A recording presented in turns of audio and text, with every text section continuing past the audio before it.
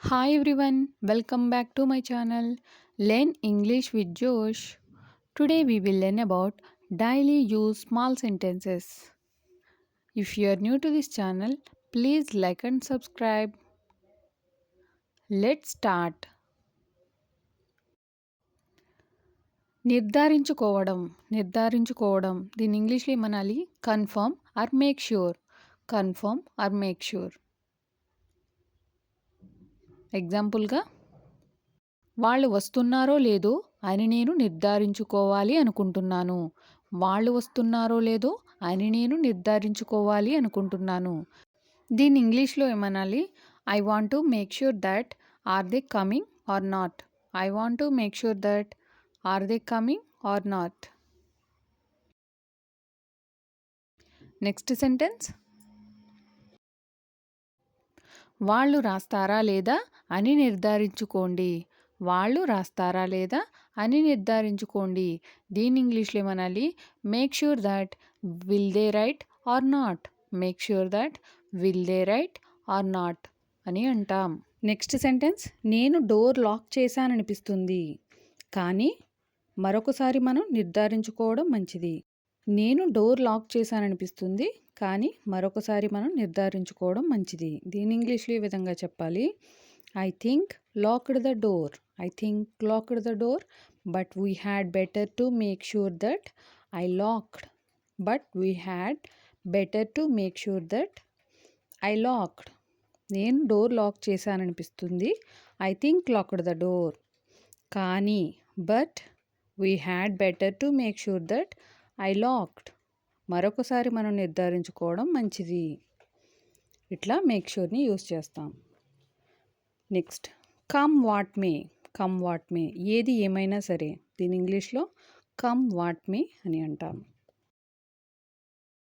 ఏది ఏమైనా సరే నీవు తప్పకుండా ఇక్కడకు రావాలి. ఏది ఏమైనా సరే నీవు తప్పకుండా ఇక్కడికి రావాలి. ఇంగ్లీష్లో come what May you must come here. Come what May you must come here. ఏది ఏమైనా సరే నీవు తప్పకుండా ఇక్కడికి రావాలి. ఏది ఏమైనా సరే. Next sentence. ఏది ఏమైనా సరే నేను తప్పకుండా అక్కడికి వెళ్ళాలి. ఏది ఏమైనా సరే నేను తప్పకుండా అక్కడికి వెళ్ళాలి. దీని ఇంగ్లీష్లో come what may I must go there. I must go there. Come what may I must go there. నేను అక్కడికి వెళ్ళాలి ఏది ఏమైనా సరే. ఏది ఏమైనా సరే నేను రేపు ఆమెతో తప్పకుండా మాట్లాడతాను. ఏది ఏమైనా సరే నేను రేపు ఆమెతో తప్పకుండా మాట్లాడతాను. దీన్ని ఇంగ్లీష్లో ఏమనాలి? Come what may I will talk to her tomorrow. I will talk to her tomorrow. ఏది ఏమైనా సరే నేను ఆమెతో తప్పకుండా రేపు మాట్లాడతాను. Come what may I will talk to her tomorrow. ఏదైనా చేస్తే బాగుంటుంది అని చెప్పడానికి హ్యాడ్ బెటర్ని యూజ్ చేస్తాం. అది చేస్తే బాగుంటుంది అని చెప్పడానికి హ్యాడ్ బెటర్ని యూజ్ చేస్తాం. దీన్ని సెంటెన్సెస్లో ఎగ్జాంపుల్స్ ద్వారా నేర్చుకుందాం. నువ్వు ఆ పని చేస్తే బాగుంటుంది. నువ్వు ఆ పని చేస్తే బాగుంటుంది. దీన్ని ఇంగ్లీష్లో ఎట్లా చెప్పాలి? You had better do that work. You had better do that work. ఆమె ఇంగ్లీష్ నేర్చుకుంటే బాగుంటుంది. ఆమె ఇంగ్లీష్ నేర్చుకుంటే బాగుంటుంది. దీని ఇంగ్లీష్లో she had better learn English. She had better learn English. అతను అక్కడికి వెళ్తే బాగుంటుంది. అతను అక్కడికి వెళ్తే బాగుంటుంది. దీని ఇంగ్లీష్లో he had better go there. He had better go there. Ravi గీతను పెళ్లి చేసుకుంటే బాగుంటుంది. రవి గీతను పెళ్లి చేసుకుంటే బాగుంటుంది. దీన్ని ఇంగ్లీష్లో ఏ విధంగా చెప్పాలి? Ravi had better marry to Geetha.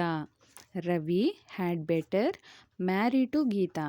Ravi గీతని పెళ్లి చేసుకుంటే బాగుంటుంది. నాకు ముందే తెలిసి ఉంటే. నాకు ముందే తెలిసి ఉంటే. దీన్ని ఇంగ్లీష్లో ఏ విధంగా చెప్పాలి? If I had noun earlier.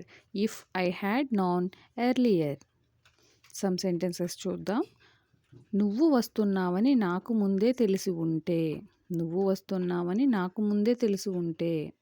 If I had noun earlier that you were coming. If I had noun earlier that you were coming. ఆమె చదువుకుంటుందని నాకు ముందే తెలిసి ఉంటే నేను టీవీ చూసి ఉండేవాడిని కాదు. ఆమె చదువుకుంటుందని నాకు ముందే తెలిసి ఉంటే నేను టీవీ చూసి ఉండేవాడిని కాదు. దీని ఇంగ్లీష్లో if I had known earlier that she was studying I wouldn't have watched TV. If I had known earlier that she was studying I wouldn't have watched TV. అతడు మంచివాడు కాదు గాని మంచిగా ఉంటున్నాడు. అతడు మంచివాడు కాదు కానీ మంచిగా ఉంటున్నాడు. దీని ఇంగ్లీష్లో ఏ విధంగా చెప్పాలి? He is not good but he is being good. He is not good but he is being good. అతడు మంచివాడు కాదు కానీ మంచిగా ఉంటున్నాడు. ఆమె అత్యాసపరురాలు కాదు కానీ అత్యాసపరులుగా ఉంటున్నారు. ఆమె అత్యాసపరురాలు కాదు కానీ అత్యాసపరులుగా ఉంటున్నారు. She is not greedy. She is not greedy but she is being greedy. దీని ఇంగ్లీష్లో she is not greedy but she is being greedy. అతను తెలివైనవాడు కాదు కానీ తెలివైనవాడులా ఉంటున్నాడు. దీని ఇంగ్లీష్లో he is not clever but he is being clever. He is not clever but he is being clever. అతను తెలివైనవాడు కాదు కానీ తెలివైనవాడులా ఉంటున్నాడు అని చెప్పడానికి. అతను డబ్బున్నవాడు కాదు కానీ డబ్బున్నవాడిలా ఉంటున్నాడు. అతను డబ్బున్నవాడు కాదు కానీ డబ్బున్నవాడిలా ఉంటున్నాడు. ఇలాంటి సెంటెన్సెస్ని ఇంగ్లీష్లో ఏమని చెప్పాలి? He is not rich but he is being rich. He is not rich but he is being rich అని అంటాం. నెక్స్ట్ సెంటెన్స్,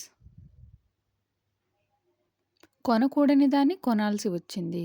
కొనకూడని దాన్ని కొనాల్సి వచ్చింది. దీని ఇంగ్లీష్లో ఏ విధంగా చెప్పాలి? What shouldn't be purchased had to purchase. What shouldn't be purchased had to purchase.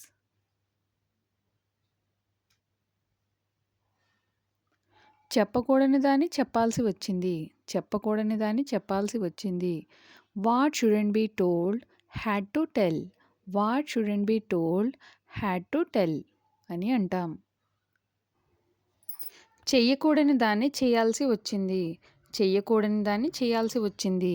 దీని ఇంగ్లీష్లో ఏ విధంగా చెప్పాలి? What shouldn't be done had to done. What shouldn't be done had to done.